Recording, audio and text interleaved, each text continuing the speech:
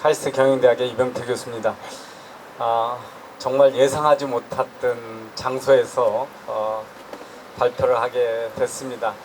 이 늦은 주말에 늦은 시간에 함께 해주셔서 우선 감사를 드리고요. 우리 지금 펜앤마이크에서 지금 방송을 송출하고 있지만 저는 문정권이 탄생하기 오래전에 우리 정규제 TV 또 펜앤마이크 방송에 나가서 문재인 대통령이 집권하면 세상이 어떻게 될까, 대한민국 경제는 어떻게 될까를 여러 번 말씀드린 적이 있습니다. 그때 제가 이런 예측을 했습니다. 문재인 정부가 들었으면 문재인발 고난의 행군이 한국에서 시작된다. 제 예측이 맞았습니까? 틀렸습니까? 맞았습니다. 예. 어떻게 알았냐 하면 문정부가 약속한 것은 시장 경제나 경제 원리를 따르는 게 아니라 북구 유럽의 복지 국가도 아닙니다. 베네수엘라식 남유럽의 질 나쁜 사회주의, 무식한 사회주의 정책이기 때문에 그렇다고 예측을 했습니다. 지금 문정부가 하는 것이 자유시장 경제 원칙입니까? 질 나쁜 남미식 사회주의 정책입니까? 예, 그래서 결과는 뻔하게 나타났습니다. 이제는 제가 문재인 경제정책의 실패를 제 입으로 얘기할 필요도 없습니다. 한 2, 3일 됐죠? 무디스가 한국의 기업들의 신용 등급을 무더기로 낮출 수 있다라고 경고를 했습니다. 그죠? 예. 그 다음에 우리 요 가까이에 상공회의소의 박용만 회장이 뭐라 그랬습니까? 경제는 다 이미 정치에서 버려져 가지고 고아가 돼 있다고 그랬습니다. 그죠? 이 고아가 아니라 완전히 정치의 노예가 돼 있습니다, 지금. 예, 그러고 또 오늘 뉴스가 뭐냐면 SK 최태원 회장께서 자기가 20년 경영해 봤는데 이렇게 한국의 경제가 지정학적 위험에 의해서 어려움에 처해 본 적이 없다. 전대미문의 지금 위기에 처해 있다라고 얘기하면서 이 어려움이 앞으로 30년은 갈 것 같다고 얘기를 했습니다. 동의하십니까? 네. 전 세계에서 글로벌 경영을 해본 최고 경영자들이 천편일률적으로 대한민국 끝났다, 걱정이다, 사업할 기분 안 났다, 이런 얘기를 저는 매일 듣고 있습니다. 그리고 전에는 제가 최고 경영자들을 만나러 가면 제가 다 떠들어야 됐는데 요즘은 저는 한마디 할 얘기가 없어요. 필요가 없어요. 왜냐하면 그분들 하소연하다 보면 시간이 너무 많이 걸려가지고 하소연만 듣다 옵니다. 그게 지금 현실이에요. 그러면 우리나라 최고 경영자들이 재벌이 욕심이 많아서 그러냐? 아니죠. 여러분 최근에 2번에 걸쳐서 블룸버그가 한국 경제, 문재인 경제에 대해서 보도를 크게 컬럼에서 썼습니다. 하나는 아시아에서 가장 다이나믹했고 가장 활력이 높았던 한국 경제의 동물적 야성이 문정부의 사회주의 정책에 의해서 완전히 그 야성이 계집안에 들어가 버렸다라고 표현을 했습니다. 그리고 블룸버그는 최근에 또다시 이 한국 경제가 위기에 처해 있다라고 하는 것을 엊그제도 또 보도를 했습니다. 그래서 그런 유수한 글로벌 경제지들이 다 한국 경제에 대한 위험을 경고하고 있기 때문에 그리고 여러분 주위에서 지난해부터 중소상공인들 대기업 할 거 없이 기업하기 어려운 나라를 만들었다는 것에서 다 동의를 하실 겁니다. 그래서 제가 이제는 그 얘기를 더 반복할 필요가 없는데 이제 걱정되는 건 이런 거죠. 여러분 잘 아시다시피 소득주도 성장론이 90% 긍정 효과가 있다라는 말씀을 우리 문 대통령이 하셨죠. 그리고 바로 며칠 전에 뭐라 그랬습니까? 경제가 올바른 방향으로 가고 있다고 그랬죠. 예. 문제는 여기에 있어요. 잘못한 걸 알고 모든 세상 사람이 다 아는데 모르는 분이 한 분 있다는 거죠. 한 사람이 있습니다. 그래서 그렇다면 앞으로 어떻게 될 거냐? 올바른 방향으로 가고 있다고 믿는 사람이니까 이 정책을 계속 할 거니까 그대로 두면 대한민국 경제는 이제 걷잡을 수 없어진다는 거죠. 이미 경제가 야성을 잃고 자본이 한국을 떠나고 있다면 그럼 끝나는 나라입니다. 그래서 좀 더 구체적으로 하나씩 좀 따져보도록 하겠습니다. 경제는 어려워지는 게 여러 가지가 있는데 단기적인 경제 정책 때문에 어려워지는 경우 있습니다. 정부가 예산을 어떻게 집행하느냐, 금리를 어떻게 설정하느냐, 그리고 기업인들한테 어떻게 기업을 규제를 하고 정부가 관여를 하냐. 그 다음에 이제 뭐 여러 가지가 있는데 지금 우선 이 정부가 들어오면서 가장 청년들한테 희망을 잃게 한 게 뭐냐면요. 문정부 들어오기 전에 박근혜 정부 때 서울에 거래되는 아파트 평균 가격이 한 5억 수준이었습니다. 한 채에. 지금 2019년 7월 현재 6월달 통계가 8억 5천 가까이로 됐습니다. 5억 하던 아파트가 8억 5천이 됐어요. 역대 정부에서 이렇게 많이 올린 경우는 노무현 대통령 때 있고 두 번째입니다. 그러니까 그러면 청년들은 집 살 수 있는 가능성 없어진 거죠. 예, 그리고 대출은 안 해줍니다. 그리고 이사를 다녀야 서민들의 경기가 돌아가거든요.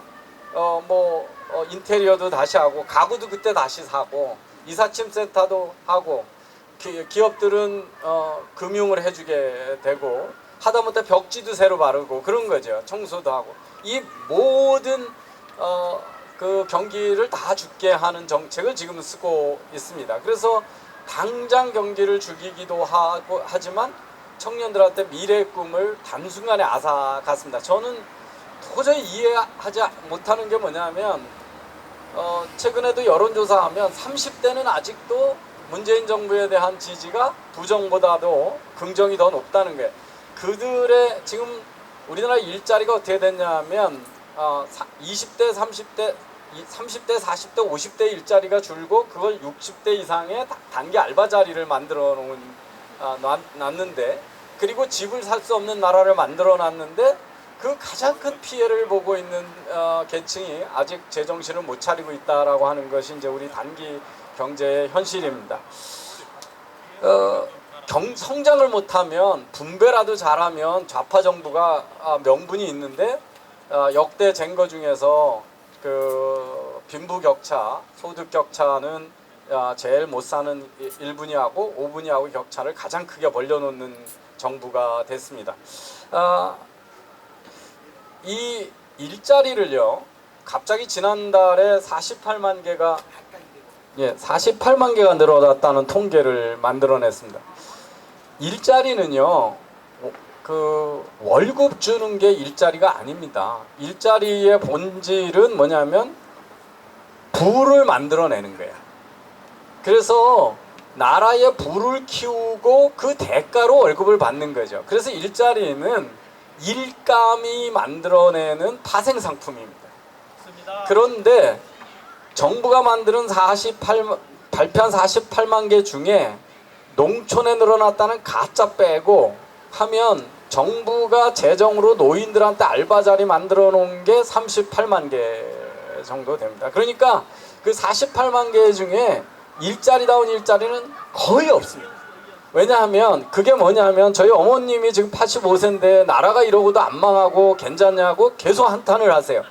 뭐냐면 저희 어머님 사시는 집 앞에 초등학교가 있는데 학생이 50명인데 아침 아이들 등하교 시기에 건널목 지켜준다고 노인들이 12명이 나가서 월급을 받고 있습니다. 그리고 학교 안에 풀 뽑는다고 30명이 일을 하고 있어서 그 노인들, 근데 그거는 어떤 부도 거의 창출하지 않는 억지로 돈을 주기 위한 명분인 거죠. 그렇게 해서 만드는 거는 결국은 다른 사람이 낸 세금을 갖다가 이렇게 나눠주는 거기 때문에 부를 만들어주지 않는 일자리는 그건 일자리 아닙니다. 복지일 뿐이죠. 복지를 일자리라고 가짜로 이름만 바꾼 겁니다. 그래서 노인 복지를 일자리라고 하노니까 48만 개를 만들었으니까 이거는 통계 조작 일자리 성장을 지금 하고 있다라고 하는 겁니다. 그래서 그게 현실이다. 그러면서 어떻게 했냐면 최저임금을 확 올려놨어요. 그리고 이게 단기적인 정책인데 대기업한테 뭐라고 또 국회에서 법을 만들어놨냐면 중소기업이 생산하는 게 최저임금을 올려놔서 원가가 올라가는 거는 대기업이 물건 사줄 때 그 비용을 다 올려줘야 된다고 강제법을 만들어놨습니다. 그 얘기는 뭐냐면 정책 실패를 다 기업 비용으로 전가하고 있는 정부이기 때문에 이런 게 사회주의 정부입니다. 이제 중기적으로 보면 여러분 그 최저임금하고 52시간제는요. 아까 우리 SK의 최 회장님이 앞으로 30년간 어려울 거라고 하는 게 엄살이 아닌 게 생산성은 안 올라갔는데 국민 40% 이상의 최저임금 대상자의 급여는 2년 동안에 주휴수당 포함하면 50%로 올려놓은 겁니다. 그러니까 생산성이 안 올라갔는데 원가를 50% 올렸기 때문에 이거를 모든 기업의 생산 원가가 올라가면 대외 수출이 당연히 안 되는 거죠. 그래서 이런 문제는 그리고 어제도 지난주에도 빌 게이츠가 좋은 인재 뽑으려면 어떻게 해야 되냐, 직원들한테 자유롭게 일할 수 있는 유연한 근로시간을 주는 게 되게 중요하다. 사람이 살아가는데 다 다릅니다. 어린애가 있는 경우도 있고 남편이 아플 수도 있고 노부모가 있을 수도 있고 자기가 또 다른 취미도 하고 싶고 그럴 때 요즘 같은 디지털 세상에 왜 딱 시간을 맞춰서 9시에 갔다 6시에 와야 되냐, 집에서 일 많이 하면서 회사 안 가도 되지 않냐. 그래서 그렇게 해놓은 기업들이 좋은 인재를 많이 뽑을 수 있다, 그런 얘기를 했습니다. 그런데 우리는 다 지금 그 근로자 중에 20%도 제조업에 종사하지 않고 건설 현장에 종사하지 않는데 아침 9시 가서 6시 가서 8시간 근무를 하라, 이렇게 얘기를 하는 겁니다. 그래서 R&D를 하고 연구실에서는 젊은 친구가 신이 나면 10시간도 일을 해도 되고 필요하면 집에서 애 돌봐가면서 저녁에 하고 싶을 때 하고, 요새 학생들 다 카페에 가서 공부하거든요. 그래서 그런데 이런 다른 나라에 없는 획일적인 근로 규제를 해놨기 때문에 이거는 전 세계에서 하는 거에 역행을 한 거거든요. 그래서 이런 것들은 우리나라의 4차 산업혁명에도 맞지 않고 앞으로 20-30년간 우리 경제를 어렵게 할 거다 하는 게 이제 중기적인 문제입니다. 또 하나 있죠. 지소미아 파괴하고 한미 관계 어렵게 만들어 놓고 북한하고 안보 어렵게 놓으면 우리 자꾸 지금 어떻게 돼요? 주한미군 주둔 비용 계속 올려줘야 되고 첨단 무기 계속 사줘야 되고 그리고 앞으로 미군이 더 줄어들거나 그 다음에 일본에서 정부 안 주고 그러면 우리나라에 대한 지정학적 위험을 외국에서 높게 보니까 그렇게 되면 우리한테 돈 빌려줄 때 높은 이자로 빌려주게 됩니다. 그래서 이게 코리아 디스카운트의 그 위험을 확실히 높여놨잖아요. 이것도 우리나라가 장기적으로 높은 비용의 금리를 조달하고 조금만 위험이 있으면 우리나라에서 자금이 빨리 빠져나가고 이런 거를 만들어 놓은 일입니다. 또 하나 이거 있죠. 내년에 뭐 문케어다 해가지고 노인들이 일자리 만든다, 청년들 수당 준다 그래가지고 내년에 분명히 세금은 많이 줄어들게 돼 있습니다. 왜냐하면 지난해에 비해서 금년에 우리나라 기업들의 상장 기업의 이익이 42% 정도 줄었거든요. 상반기에만요. 그러니까 기업이 이익이 줄으니까 법인세 확 떨어지고요. 소비가 줄어들면 부가세 줄어들고 그 다음에 일자리 쫓겨난 20대, 30대에서 50대 일자리 쫓겨나니까 당연히 근로소득세 줄게 되죠. 그래서 재정적자가 일어나게 됐습니다. 그래서 내년에 정부 예산은 무려 70조의 국채를 발행해야 됩니다. 70조를 국채를 발행하면 그렇게 해서 국가 재정이 마이너스로 가기 시작하면 이자 비용이 엄청나게 발생을 하게 되죠. 그래서 이런 것들, 그 다음에 이제 어떻게 됐습니까? 3년 전만 해도 수조의 이익이 남던 한전을 지금 조단위 적자 기업으로 만들어 놨습니다. 탈원전을 해가지고요. 그러면 결국은 전기료를 올려야 되고 이렇게 공기업의 부실 기업은 또 정부가 보상을 해줘야 되는 거죠. 그리고 얼마 전에 미국이 중동의 많은 기업들 만나는 나라들이 이제 원전을 짓겠다 그러는데 한국하고 30개에서 50개 원전 짓는데 같이 하자 이렇게 했어요. 근데 원전 산업 지금 완전히 파괴시키고 있거든요. 그래서 중기적으로 우리나라가 어려워지는 지경으로 만들어 놨습니다. 더 근본적인 건 이런 거죠. 장기적으로 어떤 경제가 잘 되느냐는 체제 경쟁입니다. 그래서 자본주의 시장 경제 체제를 가느냐 사회주의 체제를 가냐. 북한하고 우리가 잘 살고 못 사는 이유는 다른 거로 하나로 설명할 수가 없다. 우리는 자유시장 경제고 저기는 계획 경제고 사회주의 경제였기 때문에 못 사는 건데, 이 정부 들어서 어떻게 됐냐. 일해서 부를 만드는 사람보다 놀고 정치하는 사람이 우위에 확실하게 섰습니다. 그죠?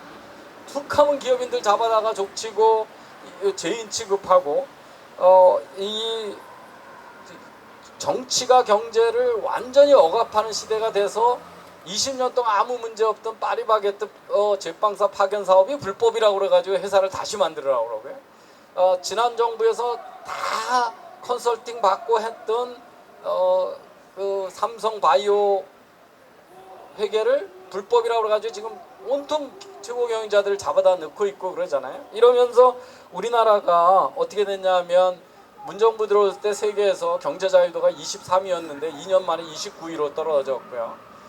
그런데 그 중에서도 정부 재정을 빼고 나면 실질적으로 우리나라는 경제활동 자유도에서 전 세계에서 40위권 밖으로 벗어났습니다. 이게 40위권이라고 하는 건 OECD 국가 밖으로 떨어졌다라고 하는 겁니다. 그러니까 이게 아주 그 선진국의 경제 자유도로 간신히 올려놨더니 중진국 경제 자유도로 떨어뜨린 겁니다. 그런데 여기다가도 계속 지금 규제를 강화하고 있어요. 그러고 있습니다. 더 이제 문화적으로 보면 우리나라가 왜 실업률이 낮으냐 하면 역대 우리 보수 정부가 어떻게 했냐면요. 복지라고 하는 건 크게 세 영역입니다. 국민들이 공부하고 싶은 사람이 다 공부를 할 수 있느냐. 교육을 기회를 줘야 자녀들이 빈곤으로 안 빠지죠. 아버지는 가난했어도 자식이 잘 될 수 있는 것이 교육의 투자입니다. 제가 그런 투자에 가장 혜택을 잘 본 사람이죠. 저희 어머니 아버님은 학교 문턱에도 가보신 적이 없어요. 그런데 우리 사회가 경제개발되고 교육에 투자해 줬기 때문에 저는 그 무학의 부모를 두었지만 미국에서 박사까지 받았고 지금 카이스트 교수를 하고 학장도 했으니까 그것은 저희 부모님이 훌륭한 것도 하지만 대한민국의 여기 계신 선대 그 세대가 또는 그 박정희 대통령 때 이승만 대통령 때 그 역대 정부가 우리나라의 교육 기회를 온 국민한테 주는 정책을 썼기 때문에 가능한 겁니다. 두 번째 복지에서 되게 중요한 게 뭐냐면 아프면 의료 혜택을 얼마나 받을 수 있느냐 하는 겁니다. 근데 전 세계에서 의료 서비스를 가장 쉽게 받는 나라 중에 하나가 대한민국입니다. 그리고 2030년이 되면 전 세계에서 평균 수명이 가장 긴 나라가 대한민국이 될 것으로 예측을 합니다. 전 세계에서 여성의 평균 수명이 90세를 넘어가는 나라로 첫 번째 나라가 대한민국이 2, 3년 내에 됩니다. 그럴 정도로 우리는 아프면 부자나 가난한 사람이나 다 병원 가는 나라를 갈 수 있는 나라를 만들었죠. 그래서 저는 우리나라가 복지가 안 돼 있다고 하는 사람들은 복지가 공급되는 방식이 나라마다 다르다는 걸 너무 모르는 얘기다. 이런 얘기를 합니다. 결과적으로 봐서 교육과 의료는 전 세계에서 대한민국만큼 보편적으로 공급되는 나라가 없습니다. 단 하나 뭐가 있냐면 우리나라가 축적된 자산이 없기 때문에 이 앞에 두 개, 교육과 의료를 제공하는 것만 해도 벅찬 나라였습니다. 그런데 그래서 놀고 먹는 사람은 허용하지 않았어요. 그래서 다른 나라보다 적은 복지가 뭐냐 하면 실업에 대한 복지였습니다. 그렇게 그 복지가 낮다 보니까 우리는 어떻게 하냐면 실업률이 낮아요. 왜냐하면 어떻게든 일을 해야 먹고 사는 사회거든요. 일을 해야 먹고 사는 사회였습니다. 그래서 실업이 낮았는데 이번 정부가 들어서 실업에 대한 아무 생각 없이 실업에 대한 복지를 확대하니까 지금 어떻게 되냐면 3개월 일해놓고 6개월 놀고 복지 받아먹고 다시 이런 것들이 부끄러운지 모르는 나라를 만들어 놨습니다. 복지는 설계를 잘해야 생산적 복지가 되는 건데 정부 또 우리나라가 지금 어떻게 되고 있냐면 경제활동 인구 3천만 중에 1200만 명이 이런저런 거로 정부 보조금을 타먹는 나라를 이 정부가 만들어 놨습니다. 그래서 그러면 놀고 먹는 게 부끄럽지 않은 나라를 만들면 이게 바로 그 과도한 복지로 망한 그리스, 이탈리아로 가는 길입니다. 그래서 저도 북구 유럽이나 이런 나라만큼 복지 주는 것 줄 수 있으면 참 좋습니다. 그런데 일본도 그렇게 못 줘요. 왜냐하면 우리가 지금 3만 불 국가가 된 게 지난해입니다. 스위스가 3만 불 국가가 된 게 1984년이에요. 그러니까 우리보다 그때 3만 불은 지금 10만 불 정도 되는 돈입니다. 30년 전이니까요. 그래서 그 나라 우리는 지금 전 세계의 강대국들은요, 선진국들은 국내에서 만들어내는 부보다 해외에서 벌어보는 돈이 훨씬 많습니다. 일본이 우습게 보여도요, 일본은 수출해서 제로가 돼도 이미 해외에 투자한 데서 나오는 자본 소득이 이득이 그 경상수지 무역 수지의 반이 됩니다.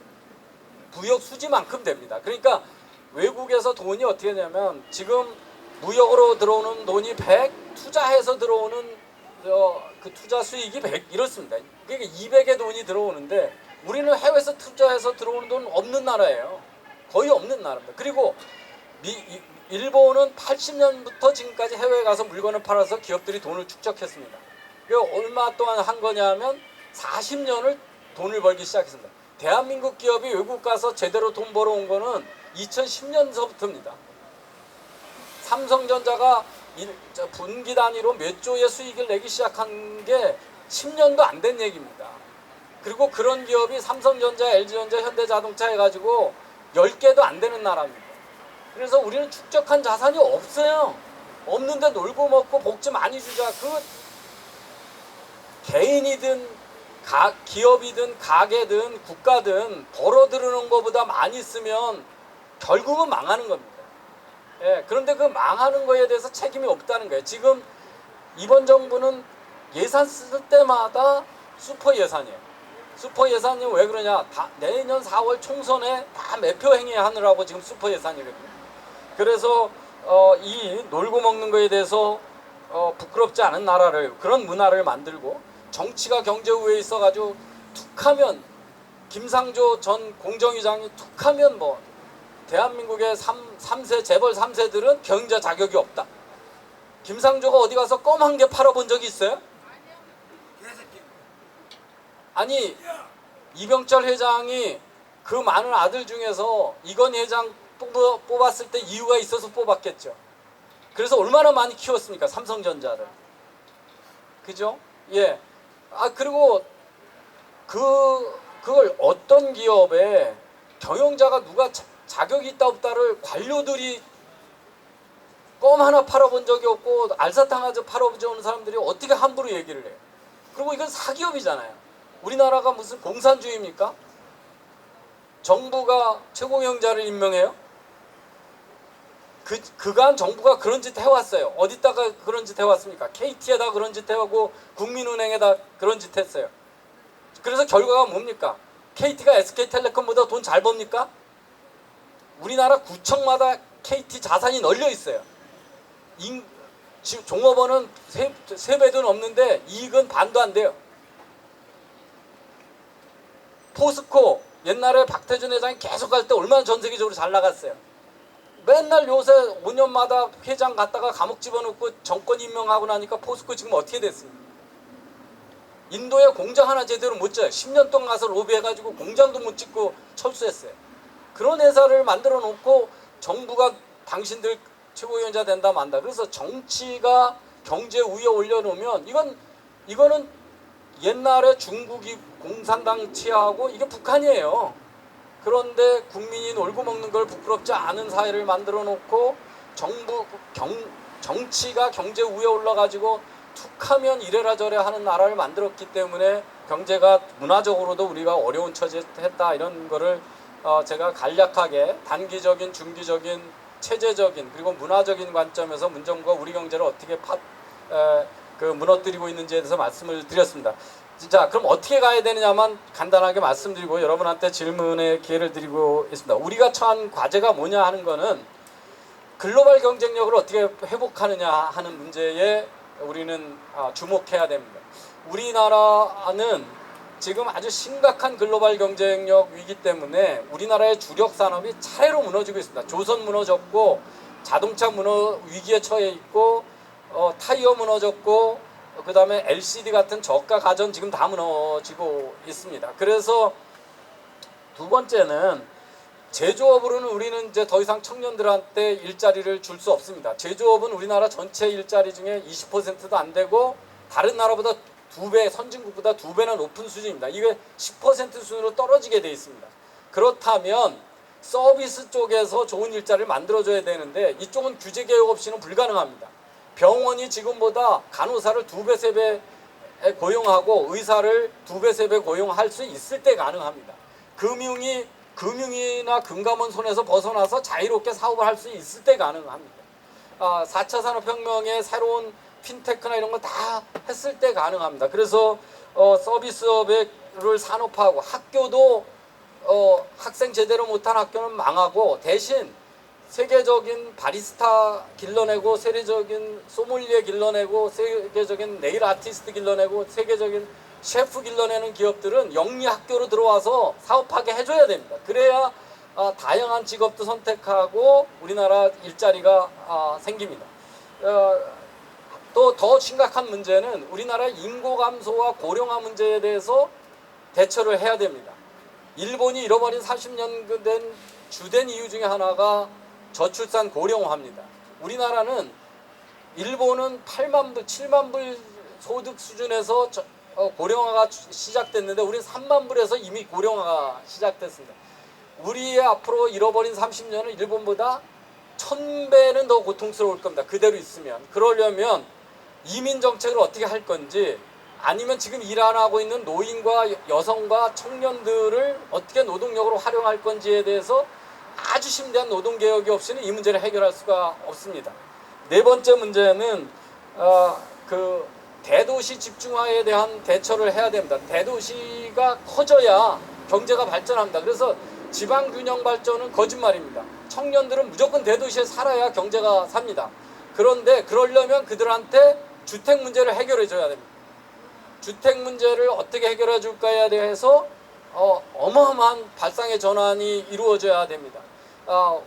그 대출을 훨씬 쉽게 해줘야 되고 주택 소유 지금 어떤 바보 같은 짓을 하냐면 연립주택 1억 2천만짜리의 지하 반지의 걸 사가지고 있으면 유주택자고 9억짜리 전세 살고 있으면 무주택자라서 9억짜리 전세 살고 있는 사람한테는 주택 청약 우선권을 주고 1억 2천만 원짜리 저가주택에 사는 사람한테는 유주택자라고 저택 청약을 안 주는 이런 나라가 되어 있습니다.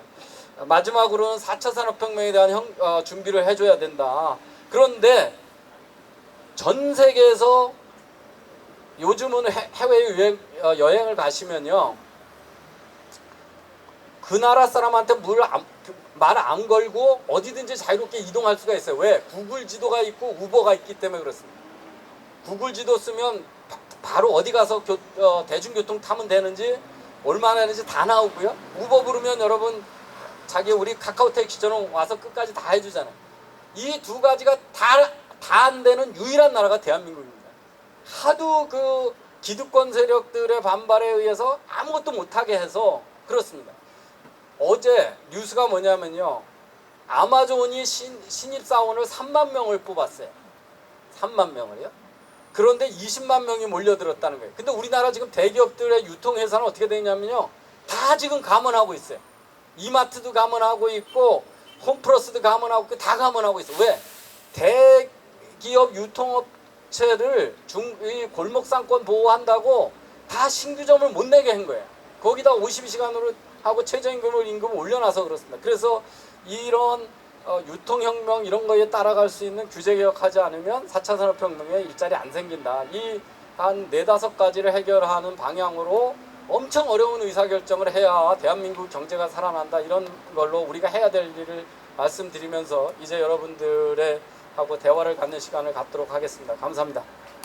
아유, 아니 시간이 갈수록 청중이 더 늘어나고 있네요. 그참 오늘 이따가 보니 그런 생각이 납니다. 우리 예수께서 설교를 할 때 저기 조용한 산사에 가서 설교를 안 했습니다. 이렇게 사람들이 이렇게 자유롭게 이렇게 오가는 데서 설교를 했고 거기서 이제 오병이어의 어떤 기적을 이렇게 만들었는데 생각해 보니까 그동안 주로 이제 강단이나 어디 회의실 같은 데서 이제 이렇게 말씀을 하셨는데 오늘 그냥 오픈 공간에서 이제 말씀을 갖다가 하시니까 그것도 괜찮네요. 예. 경제 얘기를 갖다 들었는데 사실은 엄청나게 많은 사안들을 갖다가 아주 일관되게 말씀하신 것 같아요. 최저임금, 근로 52시간제, 파리 바게트 5,378면 직고용 문제, 탈원전, 문재인 케어, 우버, 또 지소미아, 등 외교 안보 사안들과 체제 등등에 돼 가지고 정말 짧은 시간에 이런 것도 경제 현안이구나, 이런 것도 경제 현안이구나, 이제 이런 느낌을 들게 만들어 주신 것 같습니다. 질의응답을 갖다가 이렇게 하기 전에 제가 먼저 질의를 하나만 하겠습니다. 사실은 지금 이 경제 자해를 넘어서 경제 자살 수준의 어떤 정책들을 무수히 많이 이제 이렇게 저질렀는데 의외로 문재인 정부의 지지율은 별로 안 떨어졌습니다. 그거에 비하면은. 그런데 이제 비로소 조국 사태로 인해 가지고 이제 이게 좀 더 가파르게 꺾였거든요. 근데 지금도 여전히 우리 30대들은 지지율 상당히 높습니다. 그 다음에 우리 또 소득 분위별로 보면은 소득 상층의 지지율이 높습니다. 그 다음에 지역적으로 보면 호남의 지지율이 높습니다. 자, 호남은 빼놓고요. 소득 상층의 지지율이 높고 30대와 40대, 지금은 30대가 홀로 남았는데 이 지지율이 높은 현상이 있지 않습니까? 그 무수한 경제 실정과 폭정에도 불구하고 이거를 어떻게 이렇게 보시는지 좀 부탁합니다. 그리고 나서 제가 청중으로 마이크를 돌리겠습니다.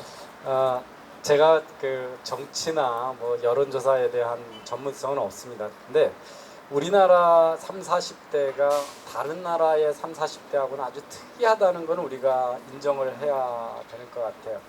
대개 다른 나라에서 40대가 되면 소위 이제 좌파에서 우파로 전향하는 나이입니다. 왜냐하면 가족을 거느려보고 애들 교육해보고 돈을 벌어보고 그러면 이제 세상의 이치를 좀 이해하게 되고 이상만 가지고 되는 사탕발림성 이상주의가 가지고 일이 되지 않는다는 걸 깨우치는 나이죠. 그래서 이게 누가 얘기한다고 해서 함부로 흔들지도 않는 불혹의 나이라고 그랬습니다. 그런데 우리나라의 40대가 20대 때 뭘 겪었냐면 IMF 외환위기를 겪었습니다. 그래서 멀쩡하던 집안이 풍지박산이 나고 대학을 졸업했는데 기업들은 고용을 안 해주고 그래서 취업을 못하고 전전했고 일부는 학업을 포기하고 군대를 갔고요. 그리고 그러니까 결혼도 늦어지고 이런 고난을 겪었기 때문에 그때 가졌던 거는 뭐냐 하면 우리 사회가 잘못됐고 재벌들이 과도한 부도 쓰고 탐욕을 하다가 이런 나라가 됐다. 그래서 되게 반체제적인 생각을 많이 가지고 있습니다. 그래서 그 트라우마로부터 이렇게 벗어나지 않았다라고 하는 거고요. 지금 우리의 정치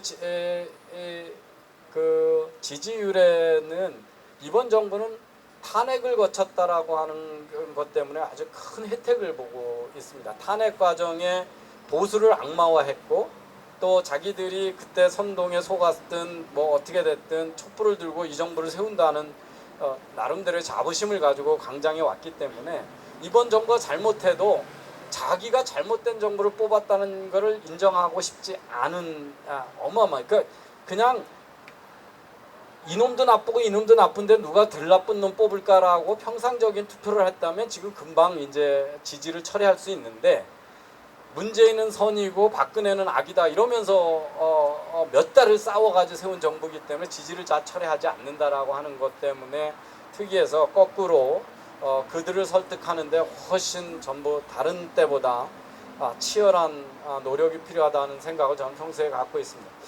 그 고소득층의 지지가 높다라고 하는 걸 뭐 소득층별로 그 나온 여론조사는 없는 것 같아요. 근데 이제 대졸의 지지율이 그 아닌 층보다 높다라고 하는 거를 아마 고소득층이라고 그러는 것 같습니다. 그 정확한지는 제가 아니 소득 그 할 때 소득 분위별로 또 이렇게 여론조사를 샘플링을 해서 하긴 해요. 네. 그래서 그것도 여론조사에는 사실 나와는 있습니다. 그것도. 근데 그 지금 이번 정부가 쓴 정책을 보면 피해자는 사실 다 저소득층입니다.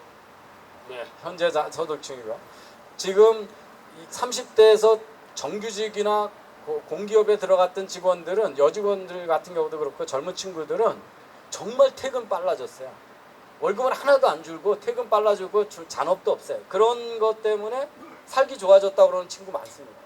그리고 최저임금을 올려주면요, 우리나라의 소득 높은 집안이 월급을 많이 받는 그래서 소득이 높은 게 아니고 우리 그렇게 착각을 합니다. 그게 뭐냐면 가족에 일하는 사람이 많은 집안이 그 집안의 소득이 높습니다. 그러니까 일하는 사람이 많아서 소득이 높은 거지 1인당 높은. 그러니까 최저임금 올려주면 소득이 높은 집안에 여러 명이 일하니까 그 집안에 여러 명이 소득이 올라간 겁니다. 그래서 저소득층에는 일하는 사람이 적고 고소득층에는 일하는 사람이 많기 때문에 최저임금 제도가 잘못되고 소득 확대로 나타난 이유가 그렇습니다. 그래서 왜 지금 그냥 경제적인 관점에서 보면 지금까지는 그런 거죠. 지금 30대 정규직 하고 있는 사람들 혜택 받았고 최저임금도 그쪽으로 돈이 많이 갔고 뭐 경제적으로는 그렇습니다. 근데 진짜 이제 어려운 세월이 저는 원래 그래서 이 정부가 그 내년 그러니까 이 정부가 이제 빚으로 하고 이 박근혜 정부가 뭘 했냐면요, 세금을 많이 올려줬어요. 그러다 보니까 재정이 튼튼하니까 이 세금을 해놓은 곡간을 지금 문정부가 마구 헐어서 쓰고 있거든요. 그러니까 실정에 비해서 어려움이 아직 덜 닥친 경우였는데 그 곡간이 이제 비어지기 시작하는 게 내년 예산부터 65조 국채 내야 되고 이런 것들이 되면서 또 기업들이 구조조정을 계속 가고 해외로 지금 공장 옮기는데 최저임금이 꼭 52시간 됐다고 그래서 바로 오늘 공장 못 옮깁니다. 그 준비하는데 한 2년 정도 걸려요. 해외로 옮기려면.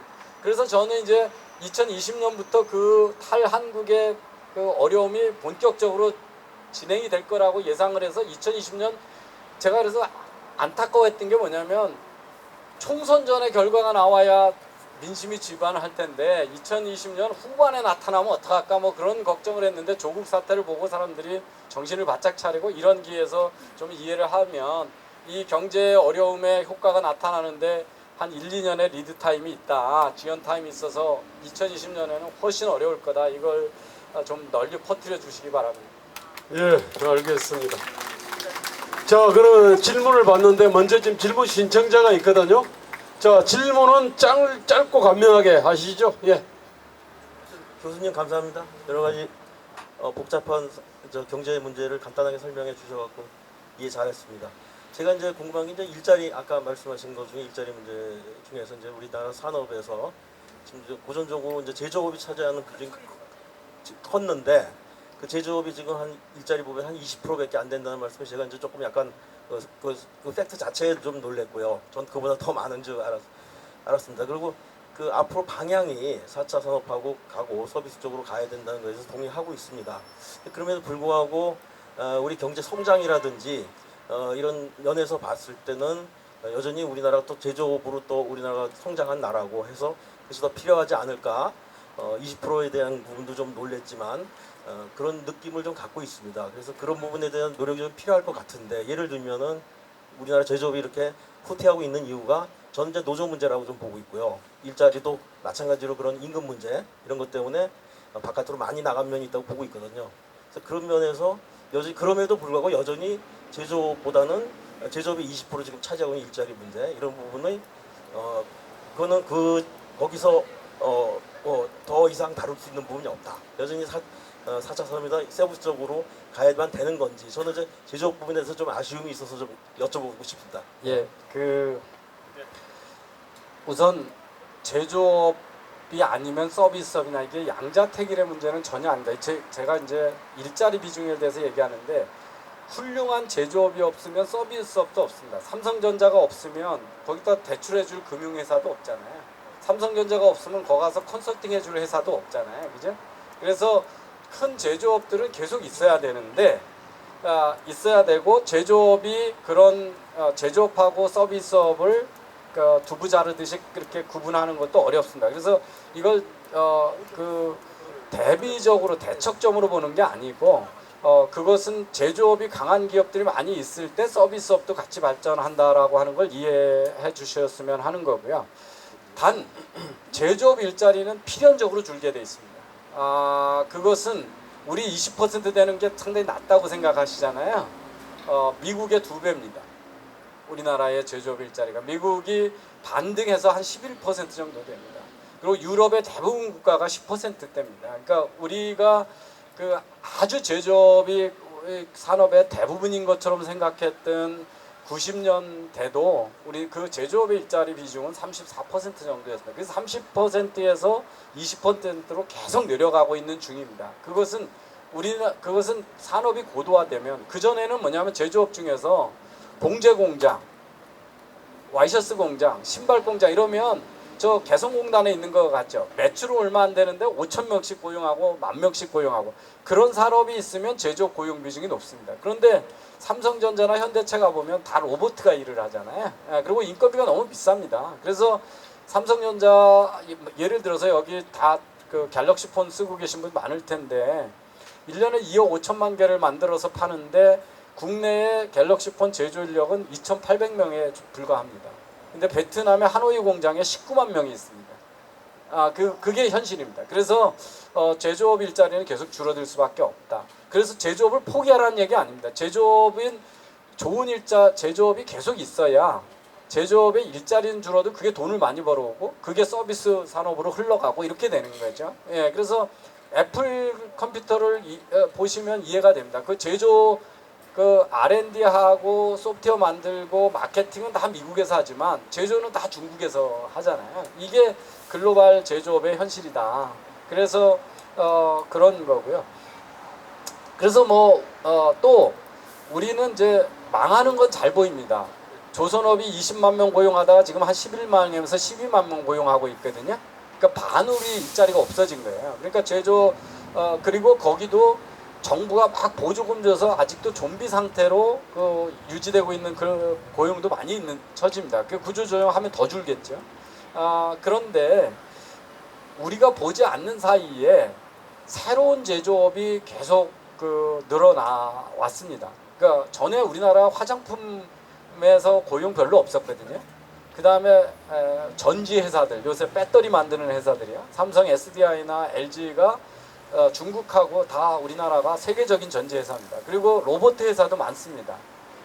의료기기 회사도 전에같이 많이 생겼거든요. 그래서 우리가 알고 있던 큰 과거형 제조업은 일자리가 주는데 반면에 이 신생 4차 산업혁명식의 그 삼성 바이오 같은 거죠. 의료 바이오 시밀러 만드는 회사들, 이런 의료산업, 의료기기, 정밀기기, 그 다음에 로봇 이런 쪽에서는 고용이 7%에서 한 11%로 계속 늘어왔습니다. 그러니까 이런 기업들이 마구 사업을 할 수 있게 해주면서 신진대사를 이뤄야 살아나는 거지.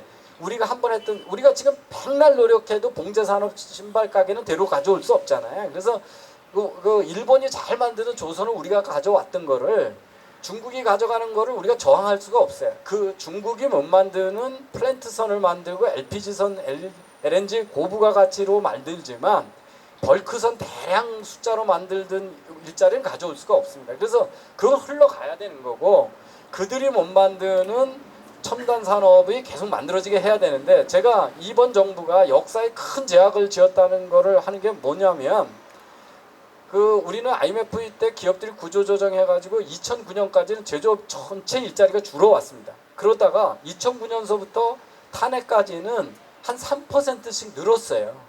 제조업 일자리가 서서히 반등하고 있었어요. 그 반등한 이유가 아까 말씀드린 새로운 제조업을 우리나라 기업들이 열심히 만들었던 겁니다. 그런데 왜 2017년, 18년, 19년까지 조사할 때마다 전기보다 10만 개씩 제조업 일자리가 줄어들었냐? 이번 정부가 최저임금 올리고 52시간제 해놓으니까 우리나라에서 제조를 못하는 거예요. 새로 생기는 기업들도 해외로 나가야 돼. 더 한심한 건 이런 겁니다. 52시간제로 해놓으니까 소프트웨어나 게임 회사 직원들도 이제 우리나라에서 하면 안 돼요. 게임을 언제 출시하고 저 납품을 회사에다가 해야 되는데 그 큰 기업의 전산 시스템을 납품하려면요, 그전 있던 시스템을 중단하고 새 시스템을 놓으려면 아무 때나 설치하는 게 아닙니다. 구정 때, 추석 때 이때 맞춰서 해야 돼요. 그걸 그 소비자들이 안 쓸 때 3일 만에 갈아치워야 되거든요. 근데 늦어지면 밤새 오래서 해야 되는데 52시간은 일하지 말라고 그러니까 지금 어떻게 하냐면 국내 일자리를 줄이고 인도에다가 개발본부를 만들어서 인도 사람이 다 해놓으면 마지막 설치만 한국에 와서 하겠다 이래가지고 좋은 일자리가 인도 중국으로 지금 나가는 겁니다. 그래서 제조업이 구조조정 때문에 일자리 없다라는 게 그 저 아빠 쪽 지금 얘기하는데 그 단국대 최백은 교수가 막 그런 거짓말을 하고 다녀요. 그런데 아닙니다. 2009년서까지만 그랬고 2009년에서 2016년까지 제조업 일자리가 새로운 신흥 제조업에서 늘어나고 있었는데 17년부터 싹을 짜뚝 자른 게 이번 정부입니다. 그래서 지금 전년 대비 10만 개 이상씩 줄고 있는 겁니다. 네, 알겠습니다. 자, 그다음 질문자. 저 노조 문제 네. 말씀 안 드렸어요. 네. 노조 문제는요, 제조업만의 문제가 아닙니다. 왜 정규직을 많이 안 뽑냐? 정규직을 많이 안 뽑는 이유가 뭐냐면 정규직을 뽑으면 우리나라 대기업은 생산성에 비해서 돈을 많이 줘야 되고, 그리고 저는 노조는 어느 나라 다 허용합니다. 그런데 파업 중에 작업장을 점유하고 폭력을 행사하는 노조를 그대로 두는 나라는 어디에도 없습니다. 근로자가요, 회사를 들어가는 거는 왜 들어가냐면 일을 하겠다는 근로계약을 하기 때문에 출입을 허용해 주는 겁니다. 그건 남의 재산이에요. 회사는 주주들의 재산이지 근로자의 재산이 아니에요. 그죠? 그런데 파업을 한다는 거는 근로자로서의 근로계약을 정지하고 있는 행위입니다. 그러면 남의 재산에 무단 점거할 또는 출입할 자격이 상실되는 겁니다. 그게 법적으로 맞는 거죠. 그런데 우리는 그런 불법을 하고 그런 파업 중에 대체 근로를 투입할 수 있는 권한을 다 뺏어버린 거예요. 그러면 근로자는 오랫동안 파업할수록 경영자들은 아무 대응 수단이 없어요. 경영자들이 협상하다 안 되면 나 이제 너네한테 포기하고 대체 근로를 쓰겠어. 그래야 근로자들도 타협을 할 여지가 있죠. 근데 대체 근로 쓰는 게 쉬운 일이 아닙니다. 왜냐하면 기술이 그렇게 숙련돼 있지 않잖아요. 그래도 손을 강구하면서라도 쓰겠다고 하기 때문에 그래야 균형을 맞춰가지고 하는데요. 그래서 그거는 지금 우리나라의 그 강성 노조, 특히 민노총이 대변하는 이 폭력적 노조 형태는 전 세계 선진국에 어디도 없는 모습입니다. 이거는 이성적인 대화를 거부하고 있잖아요. 지금 대표적인 게 지금 GM인가요? 노조가 한국 GM이 파업하면서 뭐 하고 있는지 들어보셨어요? 예. 한국 GM 차 사지 말라. 자기네가 만든 차 사지 말라고 지금 캠페인을 하고 있습니다. 이거는 회사 망해도 좋다는 거잖아요. 그러니까 그 노조에 앞선 사람들은 근로자를 대변하는 사람이 아닙니다. 강성 노동운동 해가지고 조금 있다가 국회의원 하고 싶은 사람들이에요. 그렇게 해서 들어간 인간들이 국회에서 하는 짓을 보세요. 여고 야하고 그 노동운동 했다는 사람들이 지금 국회 가서 만든 법들이 뭔가를 한번 보세요. 그 사람들은 노동운동 하는 거 아닙니다. 선거운동 하는 거예요. 선거운동 하는 거. 그래서 그 문제를 아까 사회가 제대로 되는 데서 우리나라가 바로 세워주는데 틀림없이 노사관계를 제대로 만들고, 그 얘기는 뭐냐면 폭력적 노조에 대해서 그러지 못하게 제도 개선을 못하면 우리나라 일자리 문제는 해결이 안 됩니다. 네, 알겠습니다. 이거 원표 대화라고 산상수훈이 있다면 성경에 여기는 또 원표 대화가 있습니다. 네. 자, 이제 그다음 질문요. 대한민국 수예비역 장성단 사무총장 예비역 총장 조용호입니다. 두 가지만 질문하겠습니다.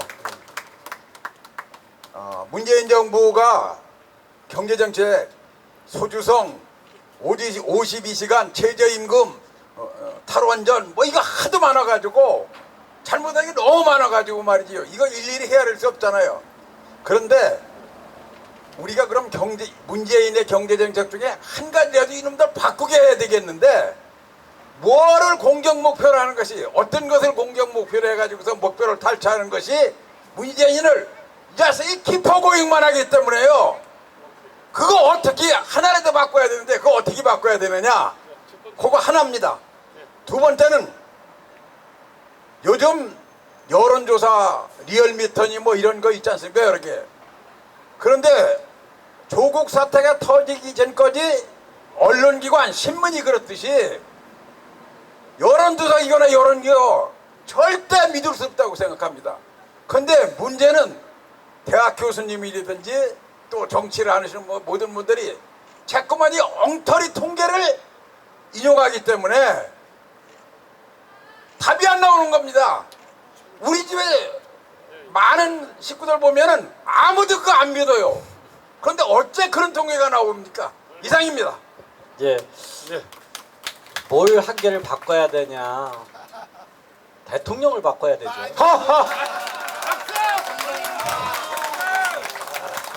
그 명답이네요. 저기 고집세인 거 조국 사태 보시면서 이미 확인하셨죠? 예.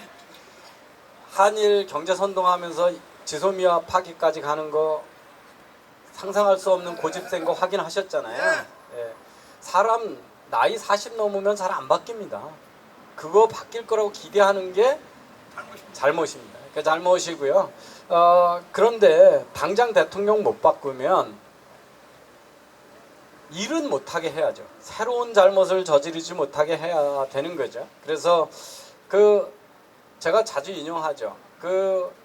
저도 뭐 우리 정규제 TV나 거기서 수많이 얘기하면서 아무리 봐도 문재인 대통령은 경제 지력으로 국가를 담임할 자격이 없는 사람이다. 당장 내려오라고. 제가 이런 이야기를 방송에서 여러 번 했습니다. 노무현 대통령이 당신 정치하지 말라고 얘기했다고 그러잖아요. 자기 책에도 썼잖아요. 근데 그게 정치판이 아수라판이니까 점잖게 살으라는 얘기였는지 내가 이렇게 머리 좋은 노무현이 봤더니 문재인 네 머리 가지고는 나라 경영하면 나라 말아먹겠다고 그래서 점잖게 얘기한 건데 못 알아들은 건지 지금 보면 후자였던 것 같다. 그래서 노무현 대통령이 하신 말씀 중에 가장 옳은 얘기가 아마 문재인 보고 정치하지 말란 얘기였는데 맨날 노무현 들먹이면서 왜 말을 안 들은 거예요? 그죠? 예. 그다음에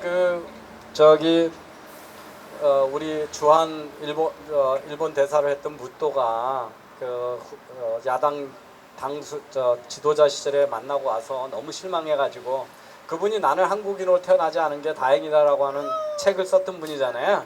근데 진짜 친한파고 지한파 일본인이거든요. 책은 우리는 좌파들이 혐한 서적이라고 그러는데 근데 그분이 그 책에 나온 게 뭐냐면 문재인은 경제 음치다.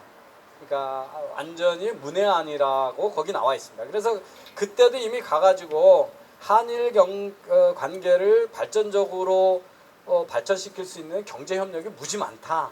그러면서 한국에 오래 있었던 일본 대사니까 이런 경제 협력을 앞으로 정치권이 해주면 좋겠다고 제안을 했더니 듣고 한마디 안 해놓고는 북한 얘기만 하더라. 그런 게 이제 그 책에 나왔습니다. 그러니까 두 개 중에 하나죠. 자기가 못 알아들었으니까 바보 같은 거 들통날까봐 얘기 안 했든지 머릿속에 북한밖에 없다라고 해서 이 사람 대통령 되면 큰일이다라고 거기에 이제 경제 음치라고 나와 있거든요. 그래서 저의 예상이나 무토 대사 전 대사의 예상이나 100% 정확했다. 그래서 지금 뭘 한 개 바꾸자고 무지무지 많이 나섰는데 소주성도 옳다고 그러고 포용성장도 옳다고 그러고 재벌 규제도 옳다고 다 옳고 지금 옳고 바른 방향으로 가고 있다고 그러잖아요.